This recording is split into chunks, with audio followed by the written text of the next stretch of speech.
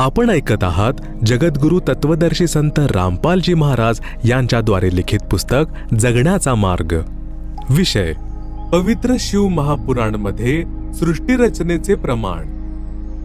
काल, ब्रह्म व दुर्गा यांच्यापासून विष्णू, ब्रह्मा व शिव यांची उत्पत्ती याचे प्रमाण पवित्र श्री शिव पुराण, गीता प्रेस, गोरखपूर येथून प्रकाशित अनुवाद करता श्री हनुमान प्रसाद पोद्दार यातील अध्याय 6 रुद्र संहिता मधील पान नंबर 100 वर म्हटले आहे की जो मूर्तिरहित परब्रह्म आहे त्याचीच मूर्ती भगवान सदाशिव आहे। त्यांच्या शरीरातून एक शक्ती प्रकट झाली, ती शक्ती अंबिका, दुर्गा, प्रकृती, त्रिदेव जननी म्हणजे श्री ब्रह्माजी, श्री विष्णूजी आणि श्री शिवजी यांना उत्पन्न करणारी माता संबोधली गेली।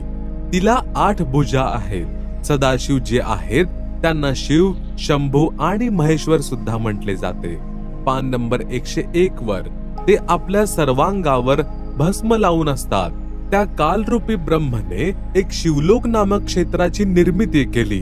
मग दोघांनी पती पत्नी व्यवहार केला, ज्यातून एक पुत्र उत्पन्न झाला, त्याचे नाव विष्णू ठेवले। शिवपुराण पान नंबर 102। पुढे रुद्र संहितेच्या 7व्या अध्यायातील पान नंबर 103 वर ब्रह्माजी म्हणाले की माझी उत्पत्ती देखील भगवान सदाशिव म्हणजे ब्रह्म, काल आणि प्रकृती म्हणजे दुर्गा यांच्या संयोगाने अर्थात पती पत्नी व्यवहारामुळे झाली। त्यानंतर मला बेशुद्ध केले गेले। त्यानंतर रुद्र संहितेच्या 9व्या अध्यायातील पान नंबर 110 वर म्हटले आहे की अशा प्रकारे ब्रह्मा, विष्णू आणि रुद्र या 3 देवतांमध्ये गुण आहेत, परंतु शिव म्हणजे काल ब्रह्म गुणातीत मानला गेला आहे। येथे 4 बाबी सिद्ध झाल्या, अर्थात शिव उत्पन्न झाले आहेत।